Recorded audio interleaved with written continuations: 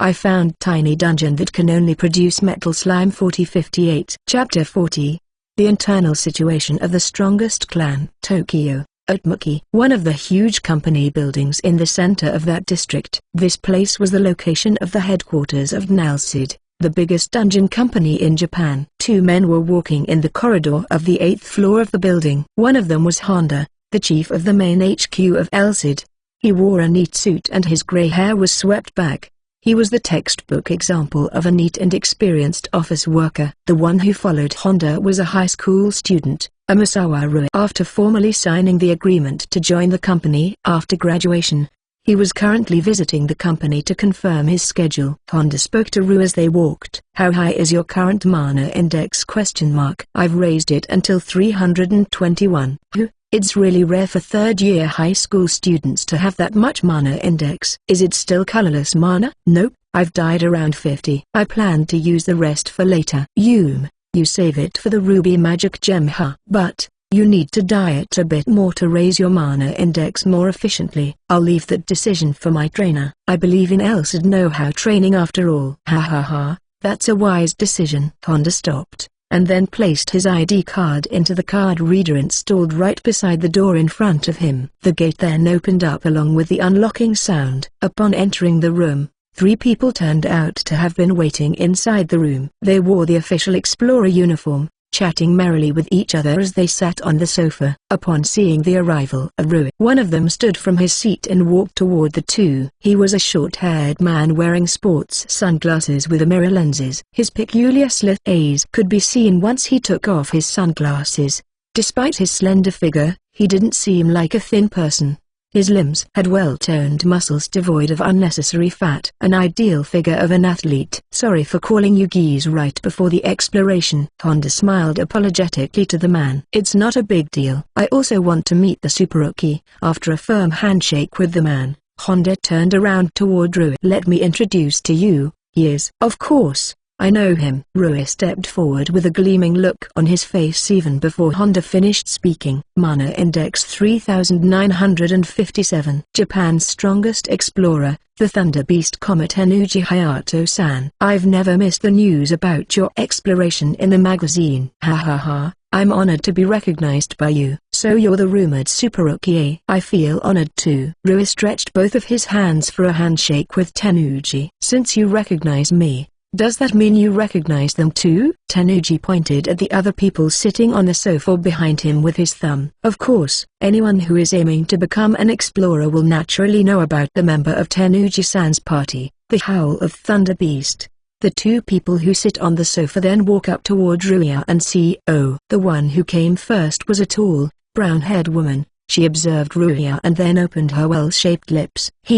Does that mean you know about me too? Yes. Mana index 2549. User of the Radiant Enchanted Sword, Misaki Blue-san. As the same fire user, you're my target of admiration. Fufafu, thank you. I'm honored to hear your praise. Rui's face was beaming with a smile as he shook his hands with Misaki. Oi, don't forget about me. The smile on Rui's face broadened the moment he saw the man with the biggest physique. Of course. I won't forget about you. Mana index 3077. Japan's second strongest explorer is also known as the Railgun Tizan Akira-san. I see, you've remembered all of our latest data, huh? Interesting. Rui did a solid handshake with Tizan. Tenuji was smiling pleasantly upon seeing that situation. We're about to depart to the White Dungeon in Hokkaido. The other members had already stood by over there. We'll stay in there for few weeks. Or should I say, for the exploration. That sounds tough. I will pray for your safe return. Thanks. You should raise your strength quickly to help us too. Well, you've decided on fire magic, right? Yes. That's my intention. Are you aiming to surpass Flame Emperor Albert? Rui's face flushed red upon hearing Tenuji's question. Why yes. It might sound absurd but I want to become the best in the world. Mana index 8211. Albert Muller-san. I shall surpass him. Great. It's nice to see our Superuki have such a high goal. I look forward to your future. Yes. After exchanging pleasantries with Honda, Tenuji and the other 2 left the room. Well then, How's your first impression about our Explorer Best team? I was really nervous. Is that so? You look like really relaxed from my perspective though. No way, I'm really nervous. A while ago. Honda let out a smile upon seeing Rui's humble reaction. This will wait for after you graduate. But I planned to have you to go to Fukuoka right after your graduation. Fukuoka? Then, yes. You'll go to the Green Dungeon. I want you to train and raise your mana index in that dungeon. The Seeker clan will give you undivided support from Fukuoka's branch. Thank you very much, but are you sure that I'm not going to be a burden for them? Ha ha ha. The man who scouted you, Ishikawa, said that you have a higher potential than even Tenuji. How can someone like me have more potential than Tenuji-san? If you really feels that way, then you must break the wall of mana index and become stronger as fast as possible. Amasawa Rui. Why yes, I'll do my best. Rui could feel the expectation placed on his shoulder. He renewed his determination to do his best to answer the expectation placed on him. Chapter 41. First day of work. March. It was finally time for the graduation ceremony at the high school that Yuma went to. There were so many guests watching the inside. The ceremony began with a speech from the headmaster. Naturally, Yuma, Kt, and Rua had also attended their graduation ceremony. It was an emotional, last special event of their high school life. Thus, the ceremony went without a hitch. Yuma left the school as soon as the ceremony had ended without going into the class to meet his classmates. He felt the gentle breeze caressing his cheek. The sakura trees planted on the roadside that he saw from far away had yet to bloom in its full glory. In one of Yuma's hands was an exaggerated, A3 size high school diploma. He looked up with an emotional look at the school building in which he spent the 3 years of his high school. "I've finally graduated from high school." When he was immersed in such nostalgia, someone tapped his shoulder from behind Yuma. When he turned around, he saw the figure of Kt and Rua walking to his direction. "Going back already? We're going to have a tour and take photos with the teachers and everyone. Do you want to come with us, Yuma?" "Sorry, but please spare me from such troublesome activity." He politely rejected Kt's invitation. The truth was, he wanted to follow them along, but he was too embarrassed to say that. Rua, who arrived behind Kt, who puffed her cheeks, opened his mouth. "The same as ever, eh?" "Rua, it should be enough for you, right? I mean, you love this kind of activity after all." "You're right," said Rua with a light smile on his face. "Geez," said Kt, the only one who got angered by the situation. "I heard from Kt that you're not going to continue your study in university if you find a job. Is that true?" Yeah. It's been a long time since he had a proper conversation with Rui. Even though they were often chatting about a lot of things and playing around in the old days. Though their friendship remained the same as before, their conversation became rather awkward. "I also heard that you're accepted by the dungeon-affiliated company. Is that true?" Well, it just as you heard, but the reason he didn't want to tell Rui about this matter was mainly due to Rui's influence in this area. "I was really surprised. I mean, I never know that you were actually interested in the dungeon." "Well, I guess the high-paying salary truly interested me. That's why after much consideration, I decided to find employment in a dungeon-related company. Honestly, it is also an unexpected decision on my side." He spat out such a lame excuse, but Rui just smiled wryly as if he had seen through the truth behind Yuma's remark. "Yeah, but still, I'm really happy. I mean, I'm also accepted in the dungeon-related company, which means we can have a mutual exchange of information later on." "Yeah, but have to wait until I can work appropriately. So I'll make the full use of the first year to gain experience and become a full-fledged explorer." Compared to Rua, who found employment in Elcid, the biggest dungeon-related company in Japan, D-Minor company that accepted Yuma was only a micro-company among micro-companies. Yuma didn't want to meet Rui for the first year of his job until he became a full-fledged explorer. Despite such petty pride, his inferiority complex toward Rui wasn't that big a deal. "Yuma, sure enough. Even though I don't know the basis for that claim. Let's meet again once you become a full-fledged explorer, Yuma." The two did a handshake as each of them acknowledged the other's departure to a new page of their life. "I found employment too though," was what Kt said with a pouty look on her face. After seeing off the two returning to the school building, Yuma heaved a sigh and left the school. The new page of my life started the moment I stepped out of this gate. I wouldn't be able to meet them with a smile on my face if I failed to become a full-fledged explorer in my first year. Yuma pondered as he turned around to see the building of his high school. Yo-sh. This is the first day of work for Yuma. Let's kick in the high gear. The loud voice of the president resounded in the office. Yuma came to D-Miner's office in Chiba, and just as the president had said, today was going to be his first day at work. Yuma was really nervous since this was his first experience at work. Well, even if I said job, what we did are more simple. The president plopped himself into his own chair in the innermost part of the office, crossed his leg, and lit his cigarette. Tanaka-san, please explain the job to Yuma. Okay. Tanaka carried the material on his desk and walked toward Yuma. He was still the same gentle-looking uncle, but his bulging stomach was still swaying along with his step. Yuma couldn't help but worry if it was really okay for this senior to work as an explorer. Nice to meet you again, Yuma-kun. I'm Tanaka. I'll be in charge of your training. I'm looking forward to working with you. The first thing to do is raise your mana index. Raising my mana index? Yes, I will have you fight the monster to raise your mana index. Finally, we're going to dive into the Red Dungeon. The Red Dungeon. When Yuma gulped his spit upon hearing Tanaka's remark, the president, who enjoyed his cigarette, opened his mouth. In short, we're a subcontractor to merchants. Our company's main job is supplying the bigger company with magic gems. Our main commodity came from the Red Dungeon. The fire magic gem. According to the president, they need water magic to defeat the monster in the Red Dungeon more efficiently. For that reason, his first job was to dive into Blue Dungeon in Musashino, defeat the monsters in there, and collect the dropped magic gem while raising his mana index. If it's the Blue Dungeon in Musashino, it's closer to my home. Is that so? Then does that mean you visited that place before? Hearing the president's question,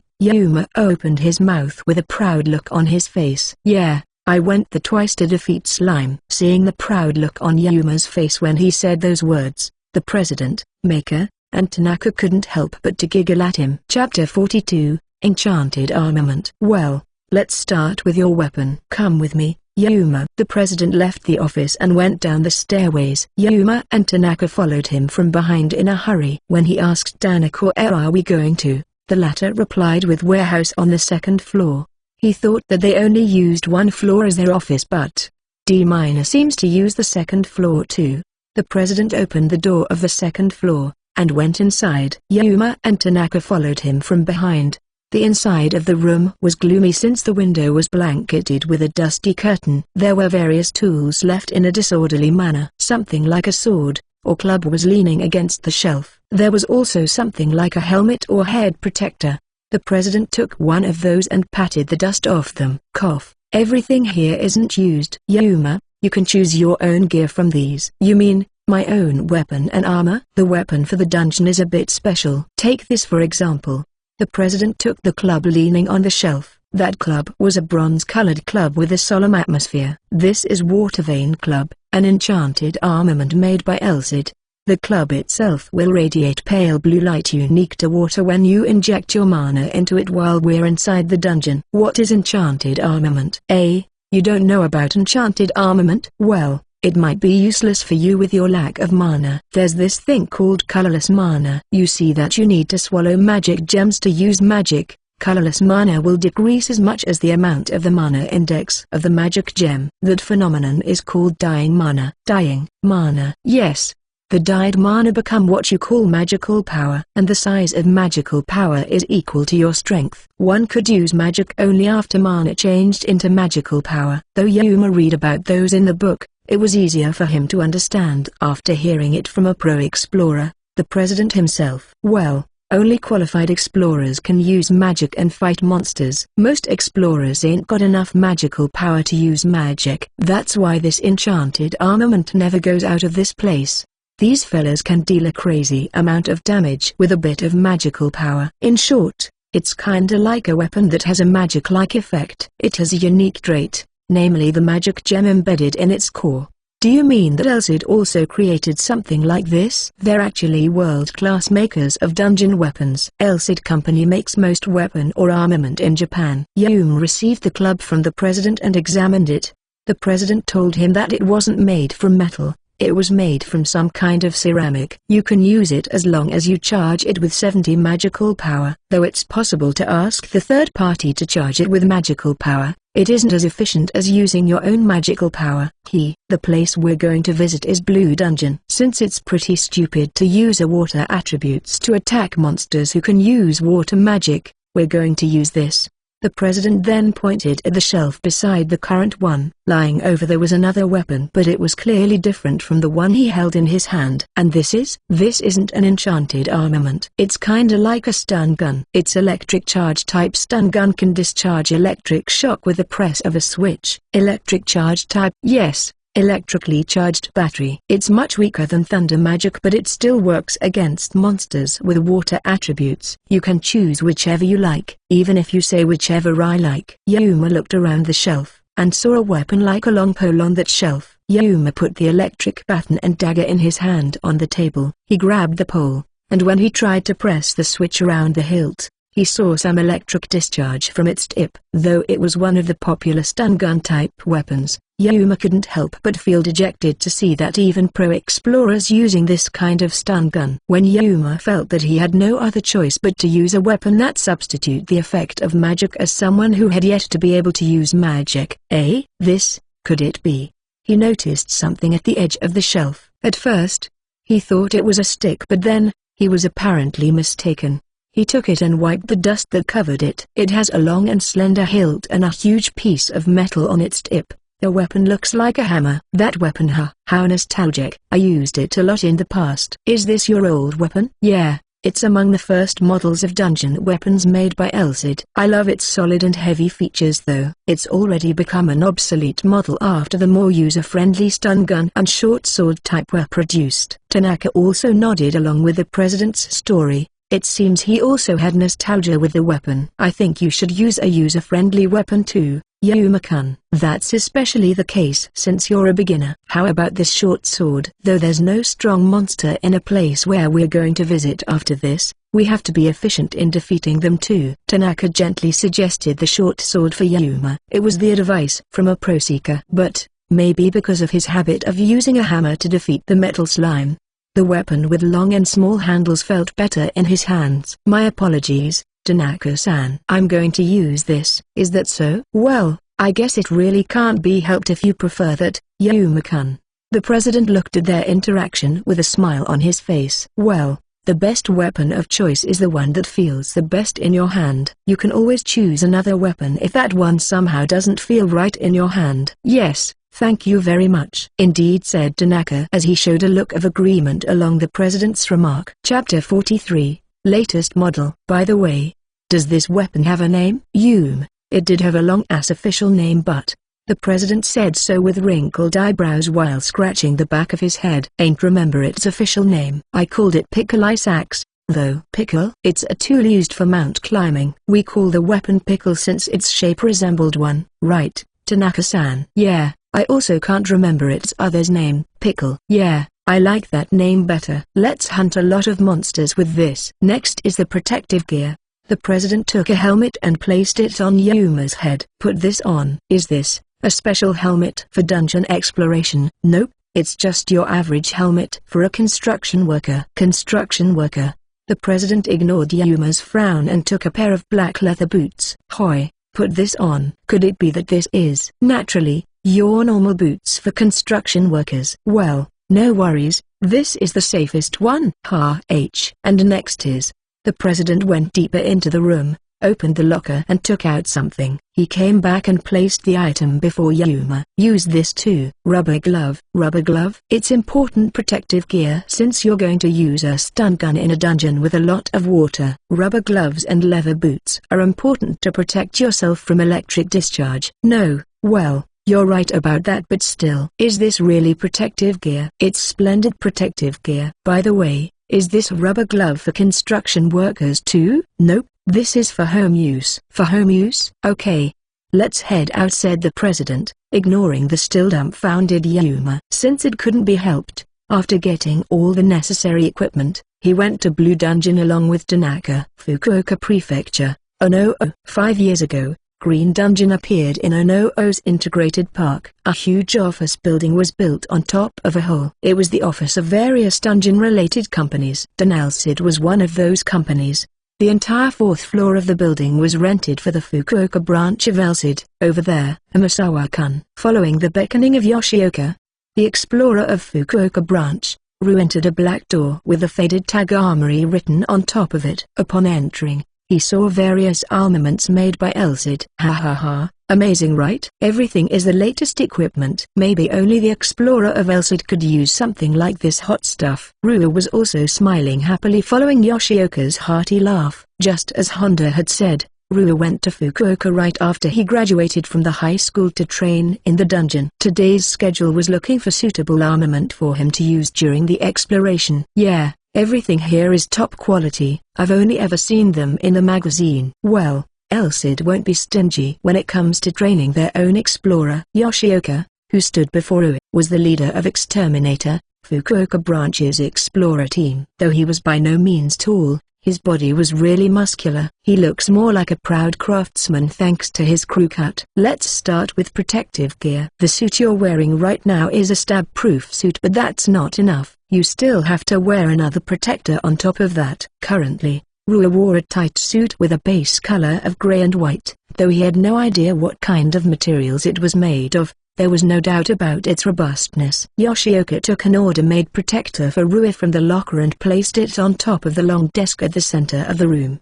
His knees and shin, chest, spine and back, inner pants, shoulders and elbows, literally covered almost all parts of his body. There were also white gloves and boots. And the last thing Yoshioka took out was a helmet. The helmet was a full-faced type of helmet colored in black and white. That's all for now. Everything is stab-proof and heat-resistant. Since there are many monsters who could use wind magic in the Green Dungeon, it's also slash-resistant. This helmet is... Oh, you know about it, eh? This helmet is a lump of the latest technology. Communication function aside, the visor is also equipped with night vision and lenses for farsight. You will receive support from the AI too since it's connected to the internet. That's why this helmet is. Yoshioka took the white glove and showed it to Ru. You see the LCD over here, right?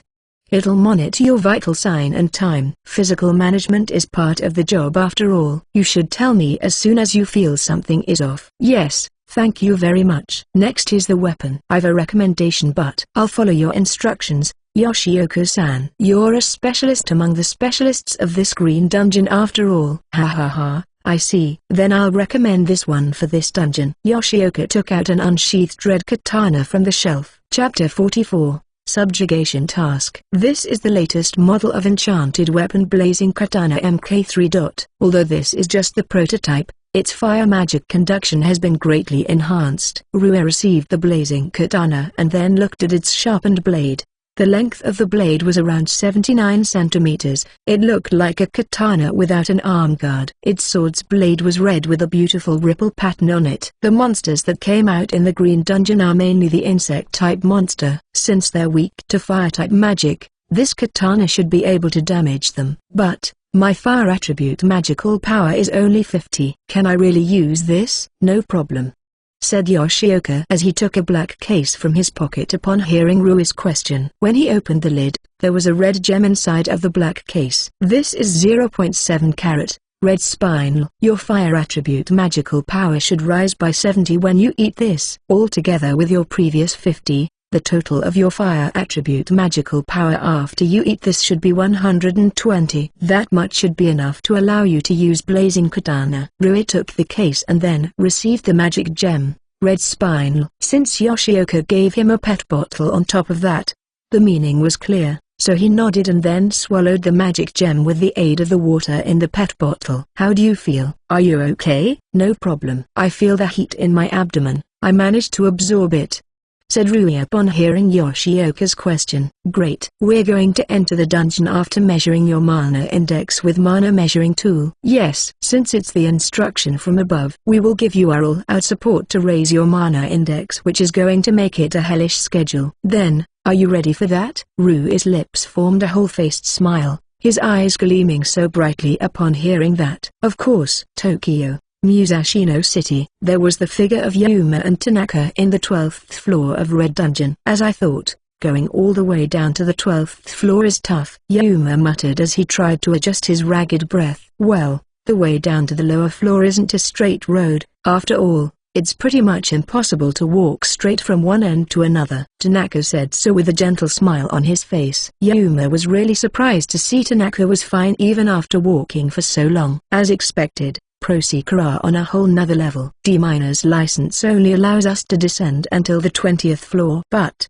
let's go to the 14th floor for now. Is there something in that floor? There's just the right monster to raise your mana more efficiently on that floor. Well, just look forward to it. Foo-fa-foo. Yuma continued to go down while feeling baffled upon seeing Tanaka's daring smile. Though he met a reptile-like monster along the way, they opted to escape instead of fighting it. The monster around this area wasn't that powerful. Is there no vehicle that we can use to go down more efficiently? Well, using a car is impossible due to the narrow passage and vicious scaffolding. Even riding a bike is dangerous since a monster might suddenly pounce on you out of nowhere. So the safest way of movement is by foot. I see now. Yuma quickened his pace while heaving a sigh. After walking for around 40 minutes, they finally arrived at their destination. Is this the place? Yes, this is the place. When he was looking around, the area was composed of rugged rock with puddles of water of all sizes over here and there. Some sort of creature was hopping around those puddles of water. Could it be that?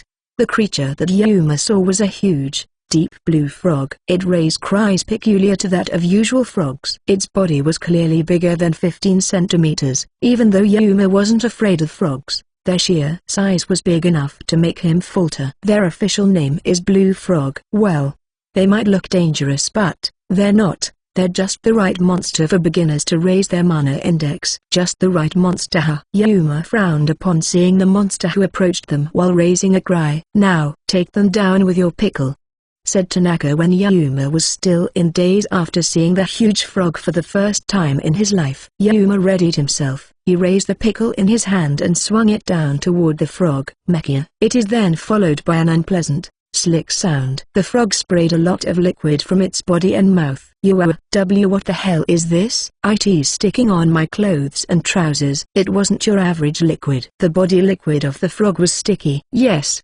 bullfrog will scatter their body liquid when they're in danger. And then, they'll use the ensuing confusion to escape. Just as Tanaka had said, the frog hopped carefreely from Yuma. Yuma-kun, you won't be able to zap it if you forgot to press the switch, you know. Ah, I forgot about that. Yuma went after the frog again and attacked with his pickle again, but the frog dodged so easily and jumped into the puddle beside it. God damn it. It escaped. Well, don't worry about it. This is your first experience after all. Now I'll show you the way to do it, said Tanaka after he encouraged Yuma. He then took out a short sword from his pocket and went to the nearby bullfrog right beside the puddle. He leapt at once and stabbed his short sword toward its body, giving it no chance to react at all. The frog raised a war cry and scattered its body fluid. Tanaka didn't hesitate to press the switch on his short sword, zapping the frog in an instant. The frog raised death throes before it turned into sand.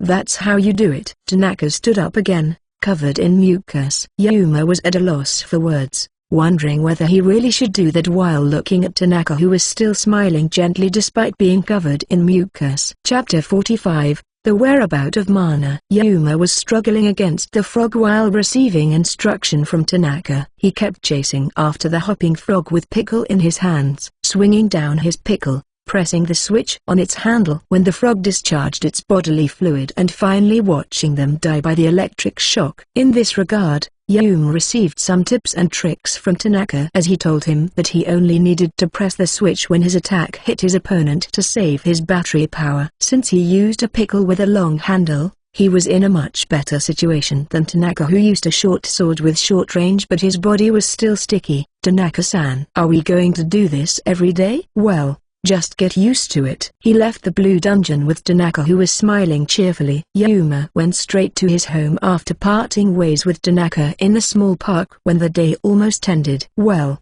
That's the conclusion of his first day working as an explorer. He kept doing the frog hunting in the dungeon for 3 days after that. This is strange indeed. In the morning of the 4th day, Mako spoke with a frown on her face in front of Yuma, who just came to the office. So it really is impossible, is it? Mako groaned while pointing the mana measuring tool for commercial use toward the bewildered Yuma. You should have killed more than 20 bullfrogs, right? Yeah. I defeated tons of them with Tanaka-san, but then your mana index should have been raised. Defeating a bullfrog should have raised your mana index around 0.2-0.3, so defeating 20 of them should raise your mana index to 4.6. The president came from behind Mako with an equally puzzled look on his face. What's the matter? Yeah, it's a strange case indeed. Yuma-kun's mana index is still 0. It should have risen a bit after 3 days, right? Yeah. Completely strange indeed. Is that thing broken? It's an early model after all. Let's try it. Mako pointed the measuring tool toward the president and pressed the switch. And then,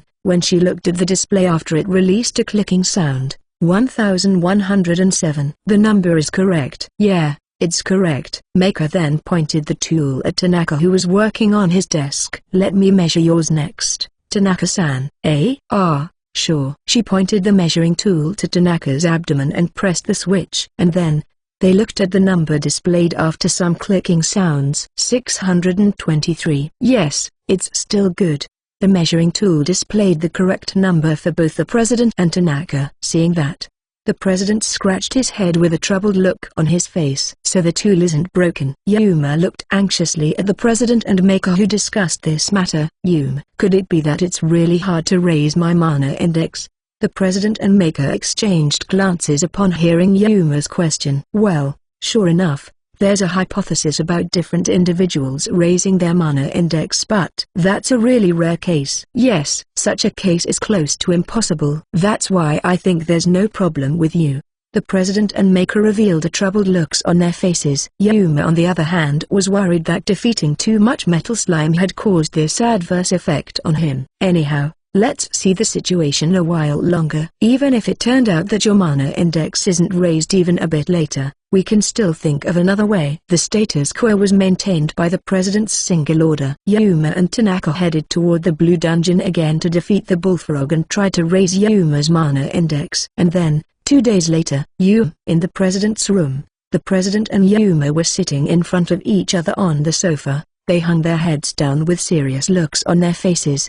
The president closed his eyes, folding his arms, with a troubled look on his face. Yup. Not having your mana rose after all those effort is strange indeed. Does that mean there's a problem with my body? Both of them were at their wits' end. Even the president, with his wealth of experience, was troubled since he had never seen such a case before. Maybe. I've never heard about a body constitution that makes it harder to raise mana their index, but I can't say that there's nothing like that either. Let's try to examine it for now. Examining it? What do you mean? I have an acquaintance researching the effect of mana in the human body. Let's ask for that person's help. The president stood up, then took the phone on his desk to make a call to someone. Yuma also stood up and walked back to his own desk while scratching his head. His situation was rather unusual.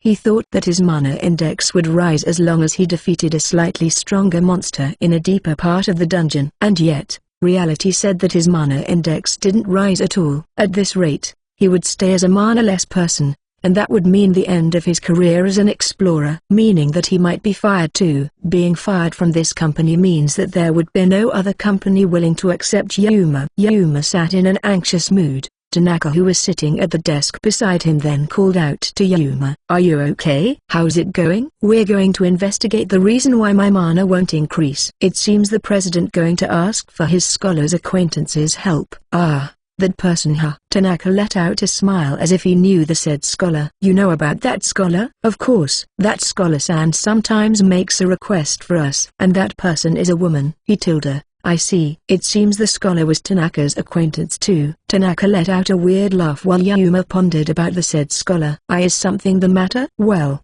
Yuma-kun, the truth is. Seeing Tanaka beckoning at him, Yuma brought his ear closer. That scholar-san is in fact our president's sex. Chapter 46. Rogue Scholar. Yuma was really surprised by the unexpected information. I heard that they're classmates back in college. From their previous conversations, I have no idea whether they're actually just friends or not. To be honest, I want to know too. That's all I can tell you. Yuma was really surprised to find that the other party was the president's ex, but he was even more surprised to find that Tanaka was actually a big gossiper, just like the middle-aged auntie who loves gossiping in the complex. Oi, Yuma, that person already agreed. We're heading to her place right away. We'll take a break from dungeon diving today. Why yes. The president took the key card on the desk and put it into his pocket. Tanaka-san, I'll leave the preparation for tomorrow's exploration to you. Understood. Maker. I'm out till the afternoon. Check and replace our broken equipment in the meantime. Roger. Let's go, Yuma. Yes. Both of them went down and boarded into a grim-looking jeep in the parking lot, and then directly headed toward the aforementioned research institute. Tokyo, Ota City. There were many small manufacturing companies gathered in this district, but due to fierce competition with foreign companies and the shortage of manpower, many of those small companies went under. The research facility that Yuma and CO are heading to is located in a corner of this city. After he came out from the jeep parked in the parking lot, he looked up at the building. The name of the company was written with paint that had already torn off, leaving the name of the company as a total mystery. The galvanized iron used for the outer wall was already in a tattered state. All those signs were definitely the last thing he expected from the research institute. Is this the research institute? Despite its appearance, this is the research institute of the rogue scholar who got expelled from the university. The president went past the front shutter and opened the door on his left side. Yuma's nose was assailed by the smell of oil and metal as soon as he entered the building. Since the lighting inside the building was poor, he walked carefully so that he wouldn't stumble upon various tools scattered on the ground. The president went up to the second floor as if he was used to this situation, and went straight to open a door there. Upon entering, Yuma saw the only room with proper lighting in the entire building. In the innermost part of the room was a woman with long hair, clad in white robe, facing a PC. Oi, I brought him. Start the examination right away. Give me a minute, said the woman with a rude tone without even turning around to see the president who spoke to her. Maybe because he was used to that kind of attitude, the president just smacked his lips, leaning on the wall as he closed his eyes. It seems they had to wait for the woman to finish her business. Thus, Yuma had no choice but to wait for the woman in white robe to finish her business too. President, just what kind of scholar is this woman? She could be said an eccentric biologist who researches Black Dungeon since the old days. She has a good head on her shoulders, but she quarreled with too many people. As a result, she is ostracized by the college or research institute. Hearing that, Yuma was worried if it was really okay to entrust his examination to such a person. A while later, the woman spoke in a small voice. The woman in white robe struck the enter key in her PC's keyboard and then opened a browser. She then stood up from her chair, facing toward them. She wore black pants and white blouse. Her long black hair was hidden beneath her white robe. She was a woman in her 40s. Yuma felt that her expression was really dignified. And yet, the deep shade under her eyes had completely spoiled her beauty. Sorry to keep you waiting. Is that the child in your story? Yes, the president replied curtly while scratching his head. Seeing their interaction, it doesn't seem like they have a good relationship. The woman then touched her chin, pondering about something for a while. Constitution that can't accept Maneha. I've never heard about such a case, but let's examine him first. Follow me. When he looked at the president, the latter nodded at him. So Yuma followed the woman. Thereupon, the woman looked at Yuma's face, grinning as she did so. Your name? Mitaka. Yuma. I see. Well then, Mitaka-kun. My name is Aisha Kisaragi. Worry not, I'll do various examinations on you after this. I'm a pro. I'll know immediately if there's something wrong with your body. Aisha spoke as she let out a smile. Why, yes, said Yuma loudly. She really was a rather unusual person. Aisha then looks at the president upon seeing Yuma's anxiety. Kotaro, I'll remember this debt. Make sure you pay it back along with the previous debts. Will do, said the president with a sour look on his face. Follow me. Why yes. They followed Aisha to leave the room, and entered another room. There were various instruments and something like medicines lining up along the shelf. First, we will try to check if there's any abnormality in your body. Sit over there. Yes. Yuma looked around and finally chose to sit on the stool. Aisha then sat in the chair before him, holding something in her hands. "Let's start with the blood test. Give me your arm. I'm going to collect blood sample from you." Yes. Aisha sprayed alcohol to disinfect Yuma's arm, and then confirmed the position of his blood vessel. She unfastened the cap of the needle to draw blood and combined it with an empty syringe. That moment, a question flashed in Yuma's mind. Previously, he heard that Aisha was a biologist, but he wondered if she was a doctor too. "Yuma, excuse me, the only one allowed to draw blood should be a nurse or doctor, right? Do you have the license to do that, Aisha-san?" I'm surprised to hear that you know about such trivia." "Worry not. Everything is for science." There was no need to worry about something trivial such as law. What in the hell is this person talking about? Was that meant she didn't have the license? The worried and dumbfounded Yuma couldn't do anything but watch as Aisha drew his blood. Chapter 47, Body Measurement. Following that was various checkups such as checking the blood pressure, ECG, heart's rhythm and electrical activity, height, weight, urine and others. The examination was something akin to a normal medical checkup. Yuma's eyes opened wide the moment he was brought to the last room. Sitting in that room was a huge instrument. There were various duct pipes and cables connected to the instrument which looked like a hollowed kiln. The mechanism parts were laid bare without cover. Yuma was convinced that the instrument wasn't your average instrument. Aisha operated the PC that connected to the instrument with cable. The front hatch of the instrument then opened up and rose upward. Inside was a chair big enough for one person. "Now sit in that chair for now." What is this? Aisha humphed when Yuma asked that question in a timid voice. "My homemade mana measuring tool. Its precision is worlds apart from the other tools out there. It can measure mana index up to 1/10,000th since it can measure minute differences between electromagnetic waves. With this, we might be able to find out the reason why your mana index doesn't rise." Yuma then looked back at the instrument. Then he realized that it had a quite similar form to the mana measuring tool he saw in the Blue Dungeon. Thus he couldn't help but worry since the person herself said it was homemade. Is this thing safe? It looked a bit scary though. "It's safe. It's made by this genius me after all. Although it's still a prototype, this is the safest and the most efficient among the existing mana measuring tools. Its patent is still in process. Now you can feel at ease and enter the instrument." Yuma sent a glance at the president who followed from behind.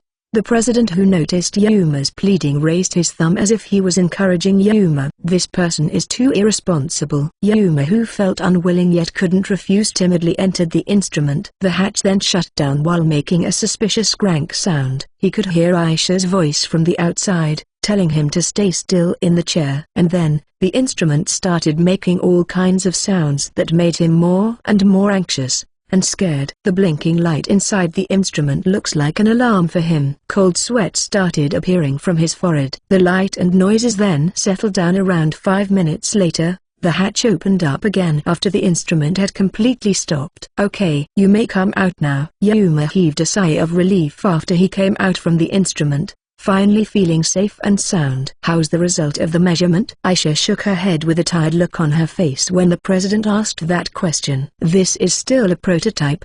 The result won't come out immediately. I'll send the result of the measurement along with the other tests later by email." "That's enough, right?" "Yes, as long as we know the reason why Yuma's mana index won't rise." When the president was about to open the door, Aisha called out to him. "I'll send it along with the next exploration schedule." "Got it," said the president as he left. Yuma thanked Aisha and bowed to her before he followed the president from behind. "Man, she really is an eccentric woman." Yuma let out such grumbling once he entered the car. "Well, I might have been mingling with her for quite a long time, but even I can't deny that she's rather eccentric person." Yuma laughed inside since even her longtime acquaintance, the president himself, agreed with him. Nevertheless, her skill as a biologist is definitely top-notch. That's why it should be all right with her. Yes, it seems he doesn't doubt Aisha-san's ability. Now I understand why Tanaka-san said that he had no idea whether their relationship was good or bad. Anyhow, you're going to come with us to Red Dungeon in Ibaraki tomorrow. Are you sure? Yes, the truth is I want to take you after you learn water magic, but I guess the magic have to wait after the examination result come out. Won't I become a hindrance for you? Ha ha ha ha,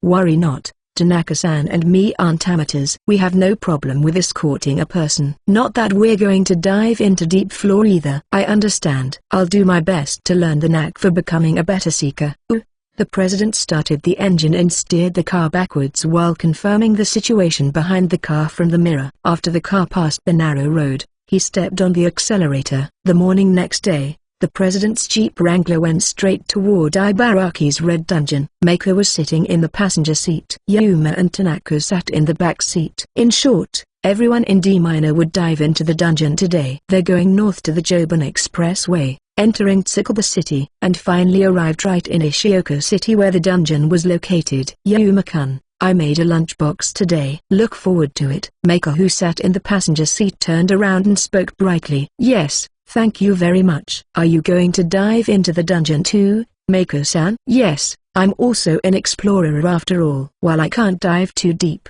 it won't be a problem to provide support within the shallow floor. The president, who touched the steering wheel, opened his mouth. Since Maiko can use water magic, she has more combat potential than the current Yuma. Her job today is to protect Yuma. To protect me? It was really a critical blow for Yuma. As a man, geez, you're exaggerating things. The reason I come along today is that Tanaka-san has to support the president diving into the dungeon. There's no special reason at all. Though Maiko denied that with a smile. The fact that Yuma felt useless since he couldn't use magic was real. Though he could protect himself if he used metallization, it wasn't something to be used in public. Their destination came into view as they had the conversation. That's Chapter 48, City of Sika. A distinct structure appeared out of nowhere amidst the tranquil landscape, with a giant white dome as its center. There were various buildings such as hotels or large apartment complexes around it. It looked like a compact city the size of 1 kilometer square. That's the Red Dungeon. The building around it is either a research institution or exclusive lodging for explorer. The president explained as he lit his cigarette, only to get scolded by Maiko, and get both his cigarette and lighter confiscated till they arrived. Is that the city which builds to capture the dungeon? Yes, it's the deepest dungeon in Japan after all. It took a lot of time and manpower to build this city. The government also tried to decrease most of the lodging and shopping facilities as much as possible, to the point of some buildings have both of those facilities. That's amazing. There was a gate at the entrance of the city. The gate only opened up after the president showed the entry proof to the guard. After arriving inside, he parked the car in the dedicated parking lot. It seems that each dungeon-related company had their own dedicated parking place. After coming down from the car, they took out their luggage from the suitcase. The building that we, D Minor, rented is the third floor of that building, number 04. Let's carry our luggage until there. Yes. Each of them divided a large amount of luggage to carry to the said building. Yuma's breath was disordered when they arrived. This is our room. The place was rather similar to a studio apartment. The arrangement of the room was to make the room look bigger. The furniture had a unified white color. They carried their luggage to the living room, and then looked at the scenery outside of the window. There's surprisingly a lot of people. Are they seekers from the other company? Yes, only personnel of dungeon-related companies or government officials can enter this place. Most of them are people in the same trade as us. The president also looked at the scenery of people heading toward the white dome below the window. While Yuma and the president were having such a conversation, Maiko placed the basket she brought with her on the table in the living room. Let's have early lunch. Everyone, wash your hands. Yuma, get some food to eat while you can, since we only enter the dungeon after the afternoon. Yes. Yuma and the president wash their hands and sit in their seats immediately. Tanaka-san, you're coming too. U-S. Tanaka, who was tidying up their luggage on the shelves, came when Maiko called him. After everyone sat together, Maiko opened the lid of the 3 baskets. It looks delicious. Yuma couldn't help but praise her. The reason is the variety of food lined up inside the basket. Ham and egg sandwich, coupled with fruit salad. There were assorted rice balls, wiener, omelets, and fried chicken. Yuma's drool almost dripped from his mouth seeing those assorted foods. Everyone then clapped their hands together and said, "Let's dig in." Yuma took the side dishes with a chopstick in his hand. The president also took a lot of side dishes onto his plate, and both of them ate quite a lot. Tanaka, who looks like the type that eats a lot, is surprisingly a light eater. His plump figure was just a false impression. muttered Yuma in his heart. Yuma, who felt satisfied with the delicious lunchbox made by Maker, finished the lunch with a satisfied look on his face. He even overeats a little bit. He never expected to have such cozy, family-like lunch. This will be the base that we're going to use to dive into the dungeon for the next 3 days. Yuma, you've brought enough change of clothes, right? Yes, I've brought enough. But what are we going to do about meals in the next 3 days? Is Maiko-san going to cook for us every time? When Yuma looked at her, Maika shook her head with a frown on her face. Well, it's impossible to cook every time. There are many restaurants in this city. We're going to use that. I've made the lunchbox today to save our food expenses as much as possible. I see. It really was a city for explorers, huh?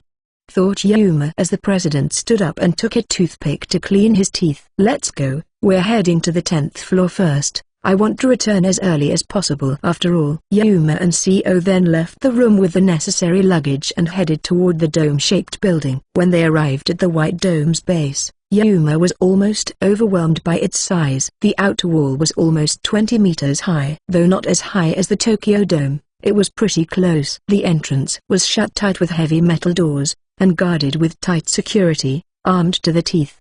It was a world apart from the treatment of Blue Dungeon. It has really strict security, huh? The president replied with yeah while showing his entry pass to the fully armed security. The heavy, metal door opened up, allowing Yuma and CO to enter. This is the deepest dungeon in Japan. It's filled with fire-attributed monsters. The entrance was sealed with a heavy metal door to prevent the small chance of monsters from the deep floor being released outside of this dome. There's no such thing as a monster coming out of the dungeon, right? Yes. There's none. But, this city was built when dungeon research has yet to progress that much. Thus, the government who was making a fuss about the possibility of an unknown monster coming out from the dungeon sealed the dungeon with this giant white dome, and its entrance with a heavy metal door. Yuma understood what the president meant. It was only natural for everyone to raise their vigilance seeing the dungeon that appeared literally out of nowhere. The place they're walking right now resembles a huge entrance hole. Many tall explorers with fit bodies or businessmen in business suits could be found talking in the White Dome. This dome itself is kinda like a cage to trap monsters. Being useful aside, it's at least increased the sense of security for the people who live around this city. When the president continued his introduction, the people wearing gray and white uniforms approached from the front. For a moment, Yuma thought they were special forces since it felt like he could see special effects behind them. Oh, if it isn't Kanzaki. At that moment, the president stopped talking. The reason the one who called out to him was the muscular man who led the group of people wearing uniforms. On his chest was the logo of NALSID. Chapter 49,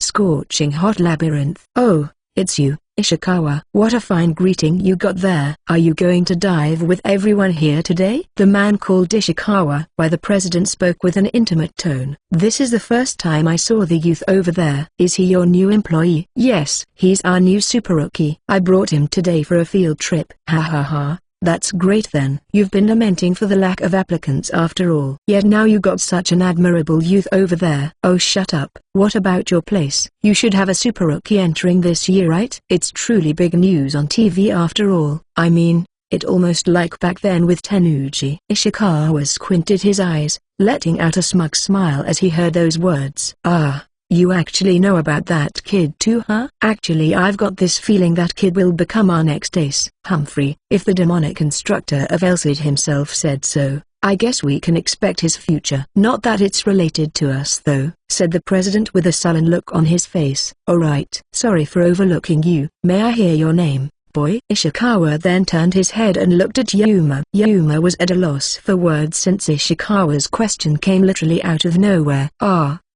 My name is Mitaka. Mitaka Yuma. So it's Mitaka-kun. Then let me tell you, this Kanzaki over here is pretty blunt with his words, but his ability as an explorer is actually top-notch. That's why please be patient with him. Why yes, I understand. This man turned out to be a nice guy. It's none of your business, said the president grumpily, but Ishikawa just dismissed it with a light smile. These two, are they actually good friends? Maika-chan, just tell me if you have enough of his company. I'll introduce you to a better company. A good girl like you should be able to work anywhere. Yes, thank you for the offer, Ishikawa-san. So noisy. Get out of my sight already, Tilda! Shouted the president angrily, but again, Ishikawa just parried it aside with a small laugh. He then bid his farewell and left the place with his team. Is he your acquaintance, Mako-san? Mako made an impish smile on her face the moment she heard Yuma's question. Well, the number of explorers back then is a lot fewer than now. That's why we have many acquaintances among the people who have been an active explorer since back then. I see. Oi, let's get going! The president shouted angrily when Yuma spoke to Mako about that matter. It seems he was really pissed off. Mako followed after the president while humming lightly. Tanaka on the other hand just smiling wryly as he told Yuma that it was just their usual banter. Here is the entrance of the Red Dungeon. Before Yuma and CO was an abyssal hole which looked like the jaw of a giant creature. The size of the entrance was much bigger than the Blue Dungeon. When he peeked into the hole, he saw a stone staircase continued down into the abyss. And since they're inside the hole, he felt the temperature rise quickly. They're currently at a dome-shaped building. There are a few SDF personnel wearing camouflaged attire stationed inside. They look really strict. The difference with Blue Dungeons was so big, like the difference between a child and adult. Yuma ended up gasping, feeling the intense atmosphere.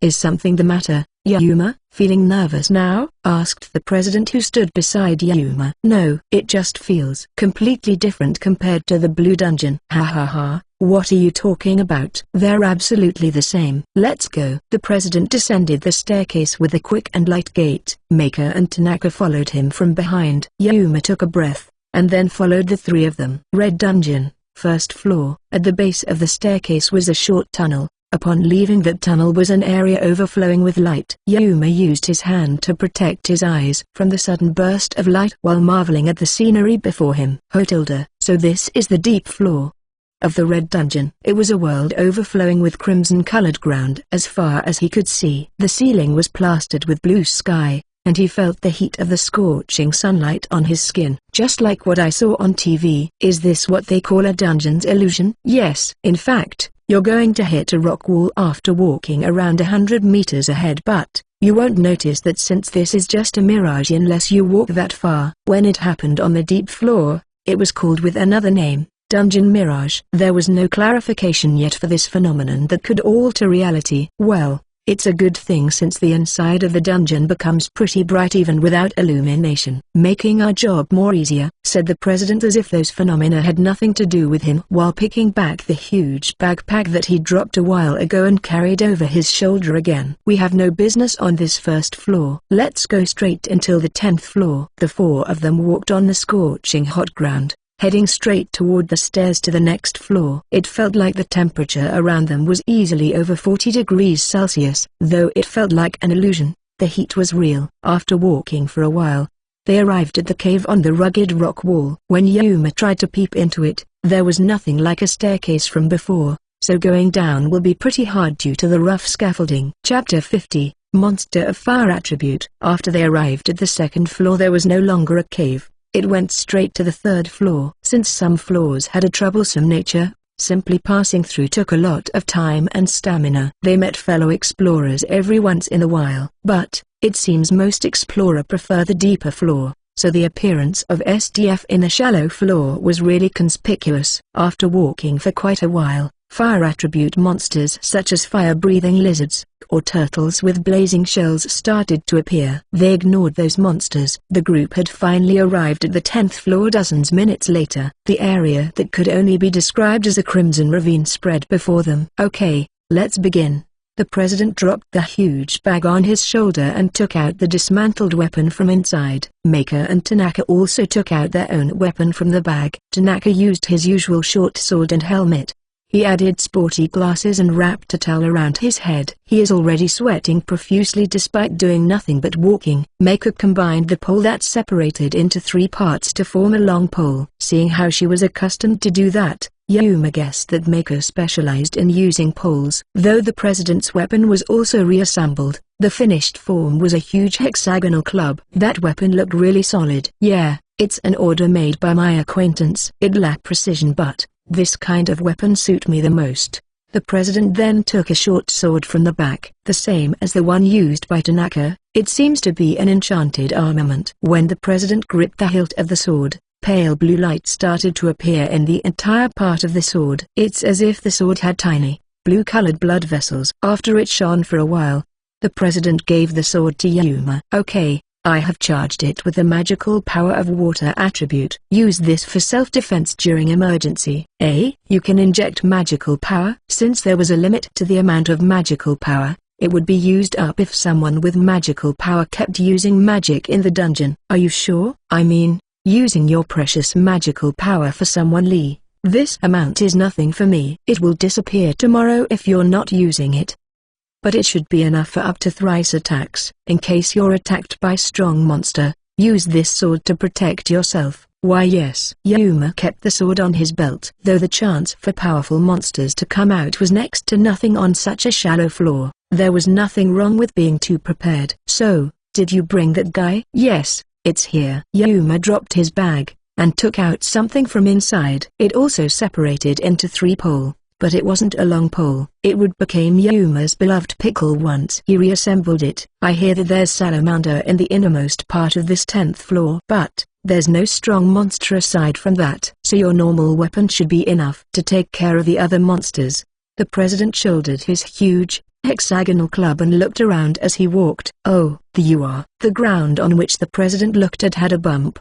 The president hummed as he raised his club and struck the ground. Yuma was really surprised when he saw something fly off from the bump. What the heck? It was a small creature around 20 cm long. It had long beard, slit and deteriorated eyes. Yes, it was fire mole. They can only breathe small flame, but they're pretty tough.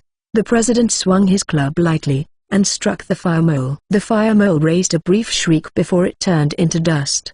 The president heaved a sigh and turned around to Yuma. Well, that's how you did it. Listen Yuma, we're a pro-explorer. We can't just hunt any monster. To raise our efficiency in getting magic gems, we have to hunt specified monsters. In short, we subjugated monster that can easily make money. Since that was only natural, Yuma easily agreed with the president. And the most efficient monster on this 10th floor is the fire mole. It's less dangerous and easy to beat. Its location is also easy to find. And most of all, it has a better drop rate compared to the other monsters in this floor. Yuma, your first real job is to hunt them. I understand, leave it to me. Take it easy. Maker will teach you the know-how. When he looked at Maker, the latter smiled as she muttered, leave it to me. Tanaka-san and I will go further down to get a magic gem.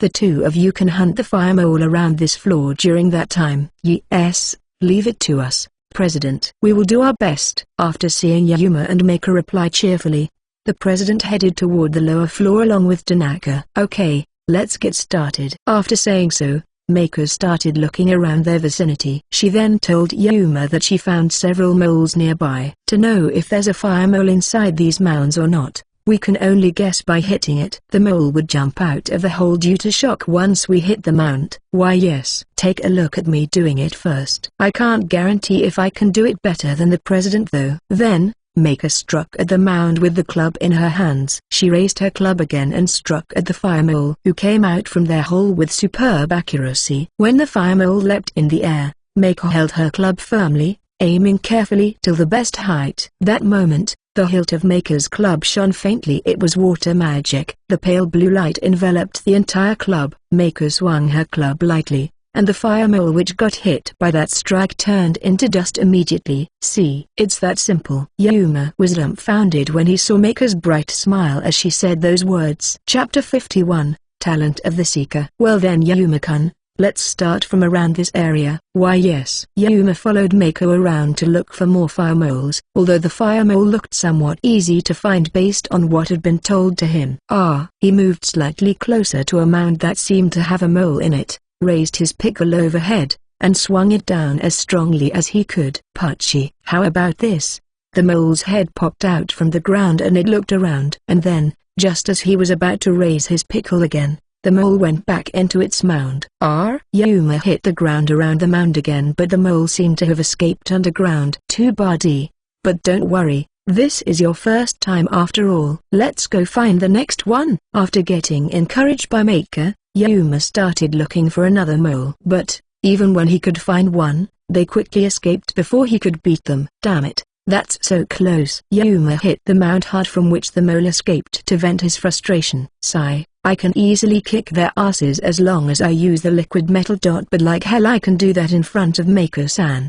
He clicked his tongue in frustration, but then the fire mole's head suddenly popped out from its mound. Fuck? That was what he thought the moment he saw the fire mole's eyes, and his reaction delayed a beat when the fire mole leapt out from its hole and fired the fire breath at Yuma's face. Yuma ducked his head, getting startled as he faced the unexpected situation. Why Yuma-kun? Mako rushed in a hurry. Yuma fell on his rear, covering his face with his hands. Upon a closer look, it could be seen that it was just a light burn. His fire resistance didn't show its effect unless he used the metallization ability, so his skin got burned as per normal. Are you okay? Fire mole's attack is weak, but it can still scald your skin if you take it to face. Let me have a look. Asked Mako as she looked at Yuma's face. Yuma was flustered when Mako suddenly brought her face closer to him. Please hold on for a moment. I brought some ointment for this kind of injury with me. Mako's hand rummaged through her bag and took out a small cooling spray. Stay still. Why yes. With the sound of the cold air spraying on his cheek, Yuma felt his scalding cheek cooled down. Let's see. Yup, there's no burning scar left. That's a relief. Thank you Mako-san. Yuma stood up and dusted his pants. The fire mole that had given him a sneak attack from before had already escaped. He barely encountered a few fire moles since he came but killed none of them. When Mako asked if he wanted to leave to have some rest, he refused and started looking for the fire mole again earnestly with renewed vigor as he wanted to get revenge. 5 hours later, Yuma had somehow defeated 3 fire moles but none of them dropped a magic gem. Meanwhile, Mako took down 12 fire moles and got 2 magic gems. It's 0.4 and 0.5 garnet. These 2 can be sold for 18k yen. Wow, you also managed to defeat 3 by yourself, Yuma-kun. Since the drop rate for fire mole is so low, around 10%, you can probably get it after defeating some more. So, let's do our best tomorrow as well. Understood. The president and CEO then returned while they're having such a conversation. It seems that they managed to defeat a few monsters on the 15th floor. Though they strike as one by being nonchalant about it, they actually gathered more than 10 red spindles. Yuma let out a voice of admiration when he saw the magic gems in the case. Well, the value might be around 1.4 million. Not that much, but let's dive even further down tomorrow. Yuma was once again forced to reckon the awesomeness of pro explorers while marveling at the amount of money they got in one day. After the day's job ended, everyone returned together to the company's room. In short, there are some obstacles to the ability's growth too. At night the 4 of them who had just returned to the room in building number 04 surrounded the dining table as they enjoyed their takeout dinner. Yuma listened to the discussion about Explorer between Tanaka and the president. In the beginning, I also raised my mana index in the same way as other explorers by defeating the same monster. My mana index rose really quickly and then stopped after reaching a certain point. I've been wondering about that matter for a long time, but I guess it can't be helped. Is that what everyone calls as a wall of mana? Hearing the president's fervent speech, Yuma couldn't help but ask. It was the words that caught his eyes when he read the book about the dungeon exploration. The requirement to become a first-rate explorer was to break through the so-called wall of mana. It was written in the book that one needs inborn talent to achieve that. Well, yeah, it's different cases for each person. There are walls of mana when someone's mana index reaches 1000, and another one when their mana index reaches 2000, then 3000. 4,000 and so on. I crossed the 1,000 mark but my mana index barely grew after that. Still, it's pretty high considering my career. But I haven't even reached the 1,000 mark, said Tanaka with a wry smile on his face when he heard the president mulling over the growth of his mana index. Chapter 52, Deep Floor of the Dungeon. Maker, I can at least drink 1 can of beer, right? No means no. That's what a heavy drunkard always said at first, Dad. I'm sure that you lost control once you drink a can and keep drinking till you passed out and woke up noon next day. You won't get even a drop of liquor until we finish this job. The heck, my daughter is such a demon. The president made a face as if he just swallowed a fly while grunting in frustration. Thus, the president had no choice but to give up due to Mako's insistence. Yuma, you seem to have a lot of worries about not being able to raise your mana index, but that might be a blessing in disguise. You must have great potential. I'm sure that soon enough, you will become as famous as Flame Emperor Albert and Thunder Beast Tenuji. I have a high hope on you."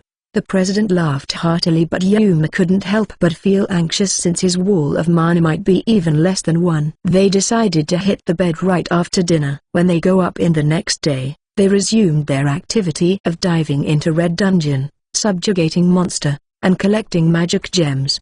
The president and Tanaka gathered a lot of magic gems in the 3 days they dive in the dungeon. The total value was no less than 6 million. Maker had also gathered around 20 magic gems from the monster that she defeated. The amount she gathered was close to hundreds and thousands yen. Compared to them, Yuma had only got 3 magic gems from the monster that he defeated. Getting 3 magic gem right off the bat when this is your first time working like this is amazing, you know. Though Maker praised him, the value of his 3 magic gems were less than 100k yen.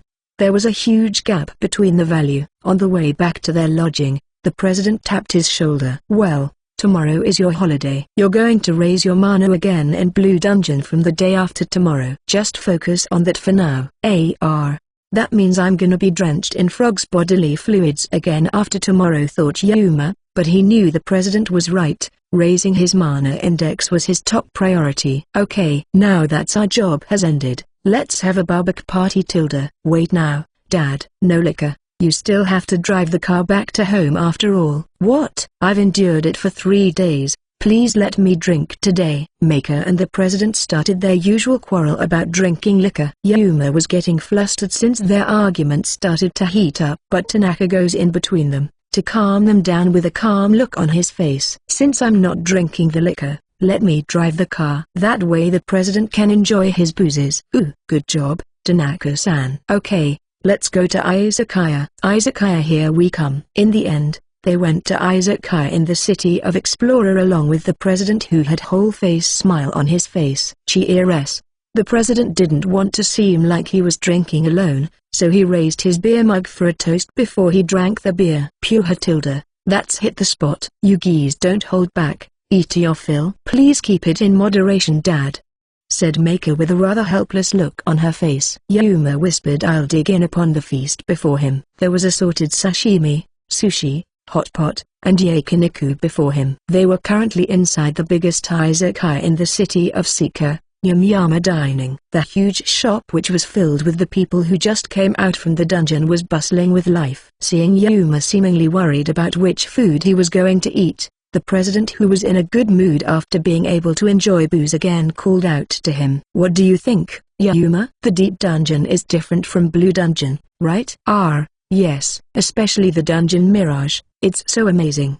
"Did all Deep Dungeon gave that kind of feeling?" Seeing Yuma ask that question while eating the tuna sashimi, the president bottomed up the beer in his mug at once. After that, he placed the empty mug on the beer coaster with a satisfied look on his face. "Well, not all of them. Different dungeon has different unique trait. Dungeon Mirage never happened in the other dungeon." "Is it true that the only Deep Dungeon in Japan is the Red Dungeon?" "No, there's another one, the Black Dungeon in Yokohama. It should have around 150 floors. Yuma read in the book that the Red Dungeon in Japan had 180 floors. And according to the information in the same book, a dungeon with more than 150 floors was also categorized as a Deep Dungeon. In short, the Black Dungeon just barely qualified to be called Deep Dungeon. It didn't close the possibility of some dungeons appearing in some deserted place which had yet to be found somewhere in Japan. And that was exactly what Yuma worried about. Come to think of it, how did they know the number of the dungeon's floor even though no one had ever reached its deepest floor? That matters, huh? I've also investigated that matter in the past. Maybe you can call it that I investigated about this matter while playing bowling.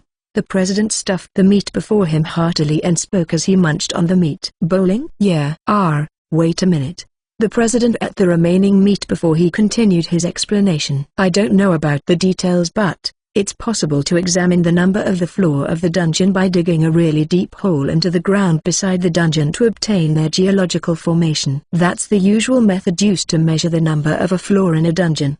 Yuma couldn't help but admire the people who dug maybe thousands of meters underground to measure the depth and number of the floor of a dungeon. Then, speaking of the deepest dungeon in the world, it must be, naturally, the White Dungeon in Palestina, Orpheus. Chapter 53, Elevator. Orpheus. Yuma had often heard about that dungeon before. It wasn't simply a deep dungeon, it was also a special place due to various ruins found inside. That place should have around 300 floors. Well, the raid never goes beyond 100th floor though.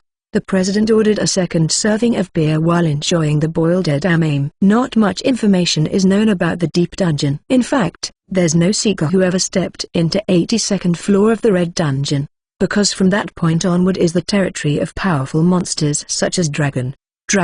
I do hear it exists in the deep floor. But, well, I know what you want to say. Some experts says that powerful monster such as Dragon usually resides on 100th floor and above, but basically it has nothing to do with minor company like us, said the president as he drank his second mug of beer. After he was done, his face flushed red in satisfaction. Say, what is the other famous dungeon aside from Orpheus? The other famous dungeon?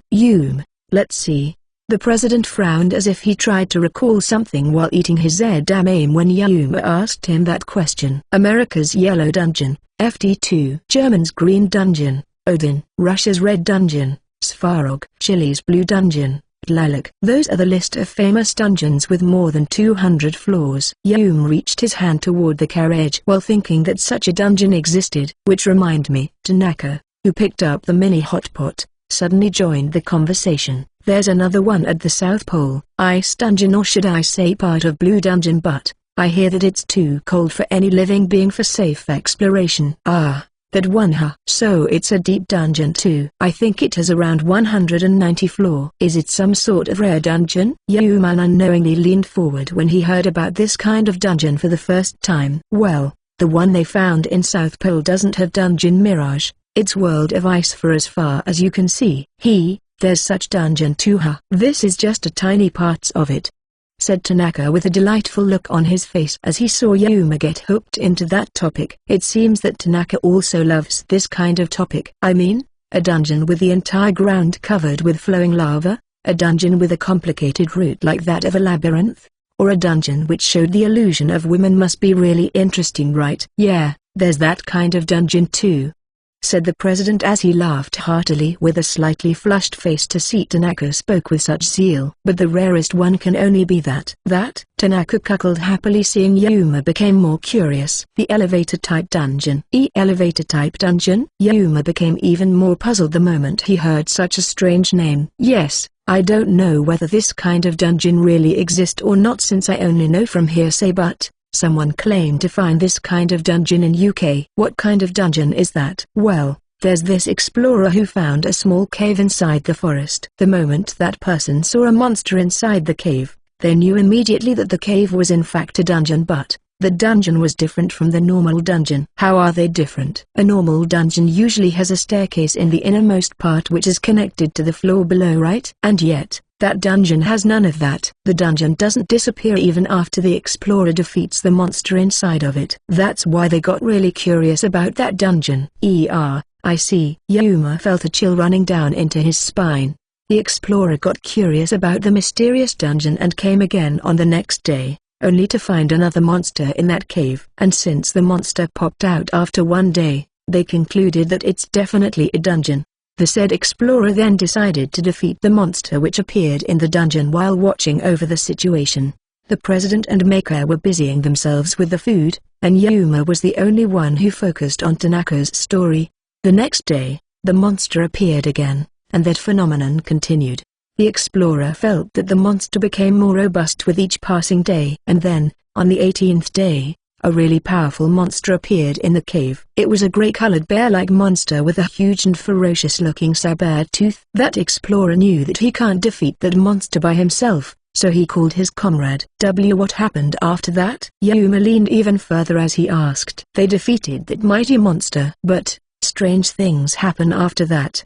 The next day, the dungeon vanished. Vanished? Yes. There's only one reason for the dungeon disappearance. It's because the boss monster on the lowest floor has been defeated. That's the feature of the dungeon. Yuma shuddered, because the tiny dungeon that appeared in the garden of his house sounds similar to that. Was that meant that the dungeon was an elevator dungeon? In short, It means that the floor will advance further as the monster in the previous floor gets defeated. The dungeon vanished after the explorer defeated the monster in the last floor. Yuma fell into silence. If that story was true, then he had a huge misunderstanding about that tiny dungeon. Ha ha ha, what a nostalgic story. It's like a rumor spread around the explorers. Yeah, it's just a rumor though, said Tanaka as he agreed with the president who drank first, but Yuma felt a sense of urgency in his heart. Chapter 54. The Turning Cogwheel. Yuma and Seo rode the jeep driven by Tanaka all the way from City of Explorer to Chiba. It was already 9 p.m. I'm really burnt out. Tanaka-san, I'll leave Yuma to you. Yes, leave it to me.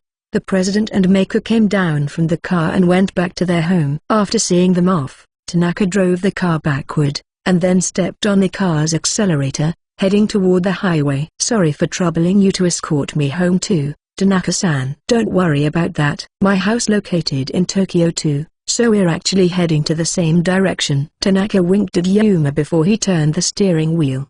He passed by the old Mito Highway before entering the 6th National Highway, heading south toward Tokyo. Even during that time, Tanaka was a talkative person. Though it was the first time they were left alone with just the two of them, Yuma couldn't help but feeling grateful toward his kind and considerate senior. It was already late at night when they arrived at Yuma's house. Yuma came down from the car and looked at the driver's seat. Thank you very much, and sorry for troubling you to drive me home this late, Tanaka-san. It's okay. See you again the day after tomorrow, Yuma-kun. Have a nice sleep. Back at you, Tanaka-san. After seeing off the car, Yuma closed the door of his house. After entering the house, he told his mother to wake him up at noon since he was really exhausted, and went up to his room immediately. He locked the door of his room as soon as he entered. He dropped his bag, opened the drawer of his desk and took out a notebook from inside. If I'm not mistaken, he sat in the chair and flipped through the page of his notebook. Yuma started to read the recorded situation at that time, the day after he discovered the tiny dungeon. He stopped doing that a while later, but the date of his first subjugation was recorded in that note. Found it. The first time that metal slime came out was 2nd August the year before the previous one. And then, he also recorded the date of the appearance and subjugation of the mega-sizes slime boss. It was 19th September last year. Yuma confirmed this matter with the calendar. Even though he didn't record the details, he kept a record of the date of appearance of metal slime since they started to appear. If beating one slime is considered as clearing the floor, it means that the tiny dungeon was a really deep dungeon. After confirming the number of days since the first appearance of the metal slime, he counted the total number with a calculator. Yuma gasped the moment he saw the result. 413 days. A dungeon with 413 floor. It was far deeper than even the current deepest dungeon in the world. Orpheus. No way could it be. When President Kanzaki returned to his home and just about to open a canned beer. Dad, make sure you take a bath properly. Okay. His daughter, Maker, who was tidying up their luggage, came nagging at him. Kanzaki opened his canned beer while wondering who Maker would take after. He drank the beer, sitting on the sofa, took the TV remote control and turned on the TV. Just when he was about to lean on the sofa, his smartphone which he placed on the desk rang. When he wondered who called him this late in the night, it turned out to be Aisha. What make you call me this late? My bad, Kotaro. I have urgent news for you. What kind of urgent matter is this? I can't tell you about this matter by phone. Can you come at my laboratory right now? Huh? Are you kidding me? It's already late at night. I'm also just returned from expedition and am completely exhausted right now. I see, but you still have to come. Can you do that? Kanzaki ended up speechless since this was the first time he heard such a tone from Aisha, as if she would force him to come no matter what. Can I just come tomorrow? My car isn't with me right now. I prefer you to come ASAP. Use taxi. The fare is on me. Just come here ASAP. After being acquainted for a long time, Kanzaki realized that this wasn't a trivial matter. Kanzaki heaved a sigh and then told Aisha that he would head to her place in a minute. Kanzaki reluctantly stood up from the sofa since he already agreed to come to Aisha's laboratory. Maker, I'll leave the home for a bit. Where are you going to at this kind of time? To Aisha's place. Maybe I'll be back tomorrow morning. Dad, wait a minute. When Maker looked at the entrance in hurry, her father had already left. 3 a.m. As soon as the taxi in which Kanzaki was riding arrived at Tokyo, Ota City. He disembarked while scratching his hair. The taxi fare was really expensive. After he paid the taxi fare, he planned to ride the first train to go back home after the meeting with Aisha. He had to suffer such a long journey right after he arrived from expedition, completely exhausted and planning to lazing around during the holiday. Kanzaki entered the laboratory, which was made from galvanized sheet iron, with a foul mood. "Oi, I'm here." Kanzaki rudely opened the room that had always been used by Aisha. The room was dark without lighting. The only source of light came from the PC used by Aisha. Aisha was currently sitting in the chair in front of her PC, crossing her long leg while sipping the canned coffee from her hand. Kanzaki pressed the switch beside the entrance door to turn on the lighting. He had already come to this laboratory a really long time ago, thus familiar with the laboratory itself. The electric light let out several crackling sounds before the light turned on and illuminated the entire room. Even then, Aisha's gaze never moved away from the PC's screen before her. "So what kind of business you for me this time around?" "It's about Mitaka." "Mitaka? So it's a matter of Yuma. Have you found his problem?" Kanzaki had finally remembered that he brought Yuma to this laboratory for a checkup the day before the expedition. "No way. Could it be that he has some sort of illness?" "Nope, he's healthy. Too healthy if I have to add." "The heck, you almost got me there." "So what's his problem then? Do you remember that I also measured his mana index?" That stupidly oversized measuring device, huh?" "Yeah, I remember. The result just come out." Is that so? Did he have mana index?" When Kanzaki asked that question, Aisha placed her canned coffee on the desk, and turned her chair around to face Kanzaki. "The result is positive. He did have mana index." "Oh, I see. So he did have mana. I mean, there has never been a case in which someone can't raise their mana index at all before." "So, how much is his mana index?" added Kanzaki. But instead of replying, Aisha fell into silence as if contemplating on something. When Kanzaki wondered what happened to Aisha, he heard Aisha mumbling something. 465,200. What? Mitaka Yuma's mana index. There are some decimals, but let's forget about that for now. His mana index is 460k. What in the hell are you talking about? Kanzaki was bewildered seeing Aisha start talking using unknown jargons.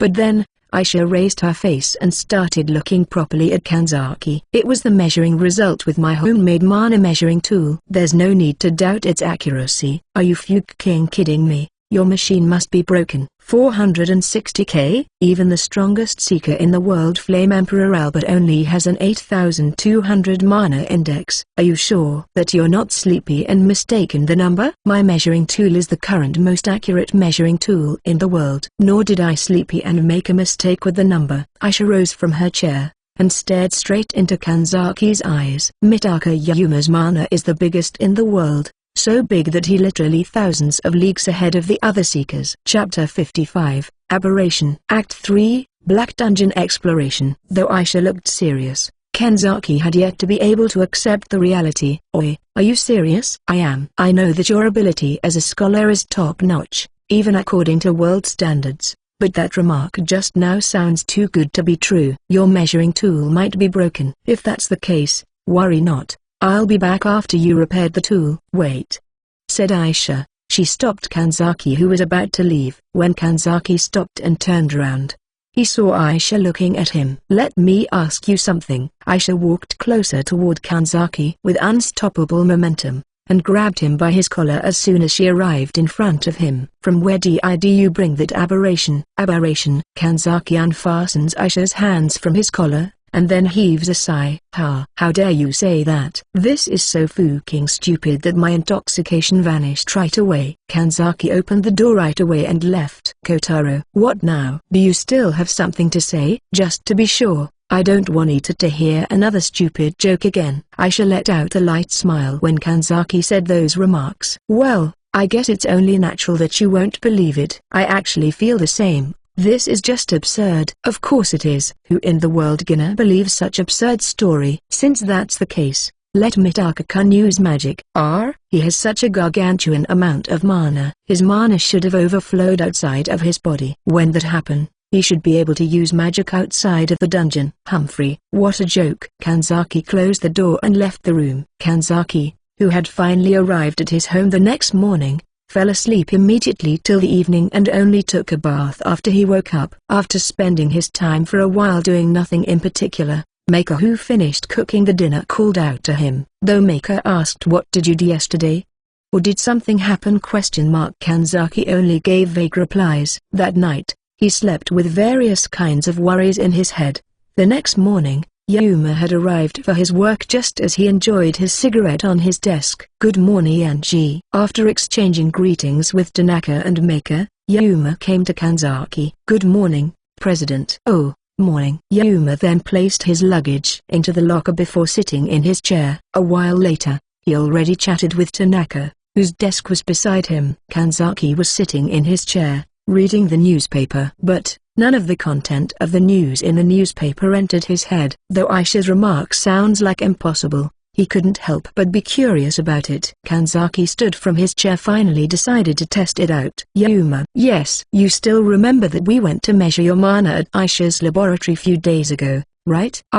Yes, we did that. She contacted me, telling me that the result has come out." "The result is, you have mana." "Eh? Really?" Yuma's eyes opened wide due to shock. Tanaka, who sat beside him, was also smiling when he heard the result. "You did it, Yuma-kun." "That's truly a relief." "As expected. I mean, not having mana after all of those monsters that you killed is really strange." After all, Maker had come to congratulate Yuma too. Everyone in the company was actually worrying about Yuma. "You'll hear about the details from her later. The most important thing is, you have no need to worry about not having mana anymore." "I see. So that means the total amount of my mana has yet to be calculated." "Well, we'll know about that soon enough." "Maker, bring me that."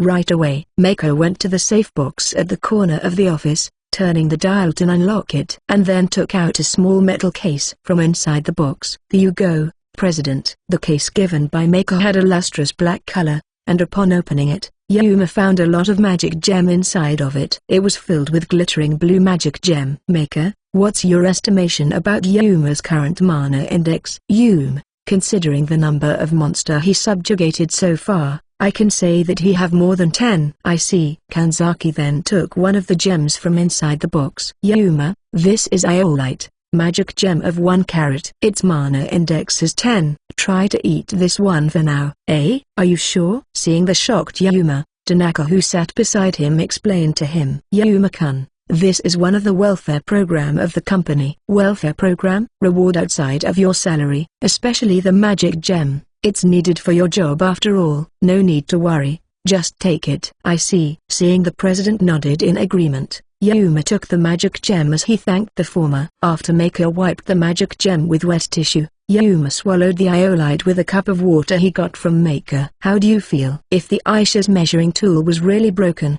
the result would be Yuma had no mana at all. Even if Yuma had no mana, it wouldn't be a big deal since the gem would be excreted out of the body, but the moment he thought about that, I feel the heat in my abdomen." "Yup, that's the sign that your body has taken in the power of the magic gem." "That's a relief, right, Yuma-kun?" Tanaka felt equally delighted. Maker also heaved a sigh of relief. But Kanzaki felt worried instead of relieved. "Aisha is right, Yuma had mana. Let Mitaka use magic." Suddenly, Aisha's last remark echoed in his head many times over. Chapter 56. The common sense. Using magic outside of the dungeon? Like hell he can do that. A while later, Maker went out to prepare for something, and Tanaka went down to the lower floor to prepare some equipments that they're going to use for diving into the blue dungeon latter. There was only Kanzaki and Yuma left in the office. Kanzaki took out a decorated ashtray from inside his desk. Long time ago, it was some sort of decoration in the office, but he had already forgotten about it. "Yuma." "Yes." "Since you have ingested the magic gem, how about you try to use magic?" "Eh? But magic should be unusable outside of the dungeon, right?" "I do want to try it later in the blue dungeon, but..." Yuma showed a troubled look on his face. "Well, that's natural, I guess." Kanzaki then placed the fancy ashtray on Yuma's desk. "This item is a specially made item that allows you to use magic around it. How about you try it out now?" "Eh? I have no idea that such wonderful item has been developed." Yuma looked at the ashtray in awe. Naturally, the matter about the special item was a big fat lie. Such an item had never existed. But still, Kanzaki felt that he still had to prove Aisha's statement. As expected of a pro-explorer, they even have something like this. Well, that matter aside, I think you can start with conjuring a bit water for now. Yes, President. Without even a shred of doubt did Kanzaki, Yuma tried to put more power into his arms as he raised a groan. Try to focus your magical power into the tip of your finger for now. You should be able to conjure a tiny water ball by doing so. Fingertip. Okay. This time, he stretched his index finger, focusing his power into it. It won't come out. Well, this is your first time after all. Worry not. It will be a lot easier once we're inside of the dungeon. Kanzaki heaved a sigh of relief and returned to his desk as he confirmed that Yuma couldn't use magic. Magic couldn't be used outside of the dungeon. Kanzaki and his peers had already confirmed this matter when they tried to use magic outside of the dungeon. The result of their trial was negative. No one among them could use magic outside of the dungeon. It was already impossible even in the vicinity of the dungeon's entrance. Magic could only be used after they're completely inside of the dungeon. Later on, there was a clarification of this matter. The fact that magic could be used inside the dungeon was because it was brimming with mana. That's why magic couldn't be used outside of the dungeon, which lacked mana. Magic can't be used outside of the dungeon. That was another widely known common sense in the world after the appearance of the dungeon. Yuma being able to use magic on the ground far from the dungeon would literally overturn common sense. Kanzaki wondered if Aisha had actually forgotten such common sense. Kanzaki turned around as he heard that loud shout, and saw Yuma's eyes open wide. Just when he wondered what was the matter, he saw the thing appear on Yuma's fingertip. President, I did it. I conjured a water ball. A small water ball did appear on Yuma's fingertip. Although the size was really small, it didn't change the fact that Yuma just used magic outside of the dungeon. It was a phenomenon that no one had ever heard of or saw before. The universally acclaimed common sense just got destroyed right before his eyes. The afternoon of that day, Kanzaki drove his car straight toward Aisha's laboratory. Oi, Aisha. He threw his manner aside and rudely opened the door. Aisha was currently leaning on her chair, massaging her glabella. He really can use magic. What should I do now?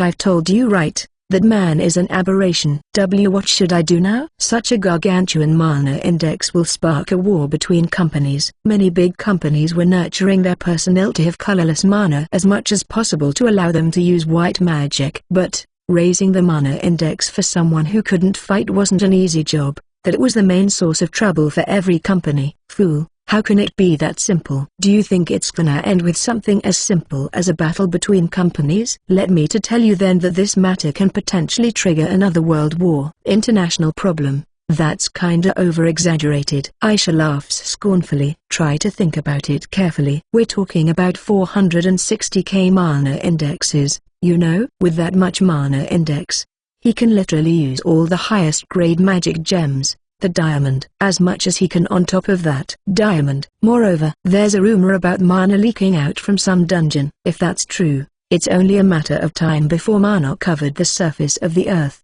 The heck? This is the first time I have heard about this matter. It's a hot topic among scholars. I have no idea if it's true or not, but if that's true, the army will be equipped with magic. When that happens, Mitaka Yuma will definitely receive the brunt of it. Kanzaki scratched his head. He had no idea what he had to do since he never expected that his new employee who was rejected by every company aside from him was in fact mankind's absolutely strongest explorer. This is beyond what I expected. I mean, the person himself only wants to make money as an ordinary explorer. Too bad then, you have another matter to worry about. Seriously? Yup.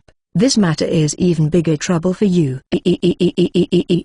Chapter 57, Possibility. Seeing Kanzaki was trembling in fear, as if expecting even greater bad news, Aisha gave him a piece of paper. This is the detailed data of Mitaka Yuma's mana index. It records 2 different kind of electromagnetic waves. So, what's the matter with that? Take a look by yourself. When Kanzaki looked at the paper, he saw an unknown graph in there. What's the meaning of this? This is a data which showed the composition ratio of mana, and this white graph represents the colorless mana. Yeah. So, look at this part. Aisha's finger pointed at the graph with a different color. The gray-colored area represent dyed mana. In short, on the whole of 460k's mana, not all that is colorless. Hey, wait a minute. Are you trying to say? Yes. Mitaka Yuma should have already eaten an attribute magic gem. He has already started dyeing his mana. He can't even fucking use magic. And he doesn't seem to be lying about that. As a matter of choice, he should have said it during the interview if he can use magic, right? There must be a special reason for that. But it doesn't change the fact that he had already dyed his mana. Or maybe he simply doesn't recognize that as magic. How much of his mana that has been transformed into magical power? Looking at the overall ratio of this graph, it should be around 100k mana has been transformed into magical power. Oh, 100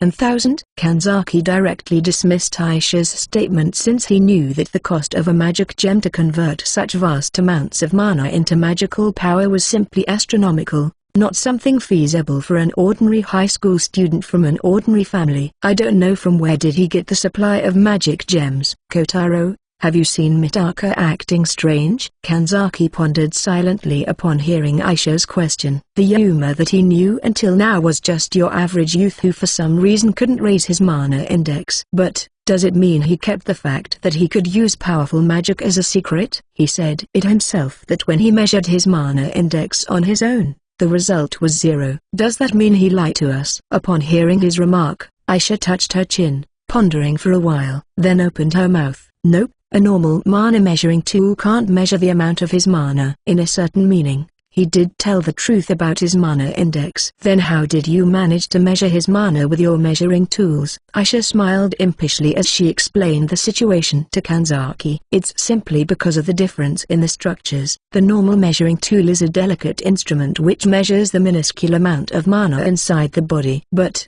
Mitaka's mana is literally overflowing throughout his body. That's why commercially available measuring tools can't measure his mana. It is just like how the tool which is placed in the dungeon doesn't work when it is filled with mana. That's also one of the possibility. On the other hand, my homemade measuring tool is basically to be used for measuring the mana inside the dungeon. That's why I made it in that shape in order to isolate the target inside the sphere. It can work just fine even in a place overflowed with mana. Kanzaki frowned as he saw Aisha's triumphant look on his face. But he really had to thank her since her mana measuring tool did measure Yuma's mana, albeit the scale of his mana was leagues ahead of the entire world. Aisha then mumbled something as she paced around the room.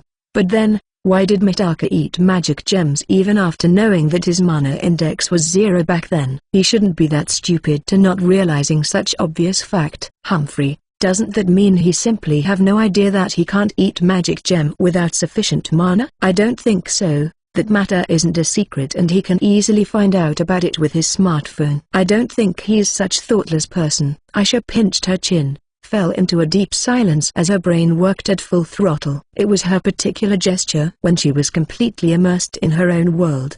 Do you think that there's a magic gem with mana index 0? But he should have known by a simple survey on the internet that all magic gems have a mana index. Since that's the case, Aisha's brainstorm suddenly came to a halt. No way. Is it a magic ore? What the heck is that? If we're talking about magic ore, some of them do have 0 mana index. That matter is also open on the internet. The truth is, the mana index of those magic ore is too high for commercially available measuring tool. Aisha was visibly becoming more and more excited. Only scholars specialized in Black Dungeon would react to the term such as magic ore. Maybe Mitaka Yuma is related to the Black Dungeon. Nay, it's definitely. I guess it'll be faster to ask the person himself. Wait. Time out. If the person himself keep that matter a secret, there's no way he's going to tell us that easily. Come to think of it, you're right. I have to make proper preparations. I definitely can't afford to lose the best lab rat due to some sort of misunderstanding. Foo-fa-fa-foo. Kanzaki, who looked at Aisha who mumbled near laugh, couldn't help but worry about Yuma. Kotaro, bring Mitaka Yuma to this place the day after tomorrow. I'll handle the negotiation with him. The day after tomorrow? Not tomorrow. I need some preparation to secure my subjugation. That's why you just need to bring Mitaka to this place and leave the rest to me. Kyukaku. Kanzaki became even more worried about Yuma as soon as he heard Aisha's declaration. Chapter 58. Suggestion from Aisha. Early in the morning, Yuma, who was riding the train to work, was holding on the pole near the door while looking at the scenery outside of the train window. Yuma was looking at the flowing scenery outside the windows from the rather crammed train while pondering about his recent situation. Well, no one is gonna believe that the deepest dungeon appeared in the garden of my house anyway. Both the president and Tanaka-san had also told me that elevator-type dungeons are just a rumor in the wild. In the first place, the fact that I defeated monsters in such a deep dungeon seems to be too good to be true. That matter aside, the most important thing was magic. After I used magic in the office, I went to Blue Dungeon with Tanaka-san and confirmed that I really can use magic. Just as the president had said, magic was easier to use inside the dungeon. Tanaka-san even praised my mastery of magic. He added that he's gonna teach me more about the know-how to use magic tomorrow, which means today when we're visiting the dungeon again. It seems I'm still lacking magical power since all I can do right now is changing the size of the water ball. Conjuring and erasing the water ball seems to require a lot of training. Though, I really enjoyed those processes a lot. Nevertheless, when I told Tanaka-san that I used magic in the office, the latter immediately dismissed that story, smiling as he told me that was impossible. Does that mean it requires some sort of talent? Oh, whatever. It seems I can use enchanted armament if I raised my magical power of water a bit more and help the company to hunt more monster in the Red Dungeon. Yuma got out of the train when it reached Kashiwa Station, while revealing a rather weird smile on his face, imagining his future adventurer. Yuma, come with me to Aisha's laboratory. Aisha-san's laboratory?